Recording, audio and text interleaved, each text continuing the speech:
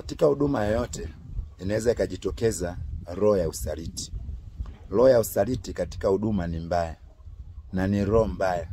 Na ndio maana Yuda alimuuza Yesu kwa vipande 30 kwa sababu ya usaliti. Roho ya usaliti ilipoingia ndani yake hakuwa na huruma na Yesu.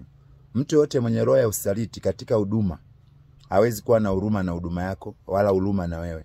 Atajitahidi apandikize kila aina ya chuki ili huduma iende vibaya.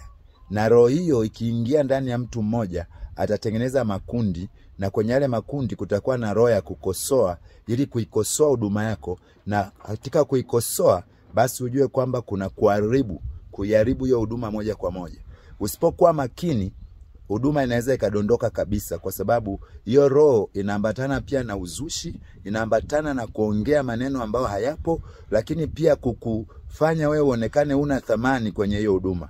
Kwa hiyo ndugu yangu, ukigundua kuna roho hiyo, na kama utagundua chanzo cha mtu ambaye anapandikiza hiyo roho, ni bora akaondoka mapema kuliko kuruhusu kuharibu kundi kubwa.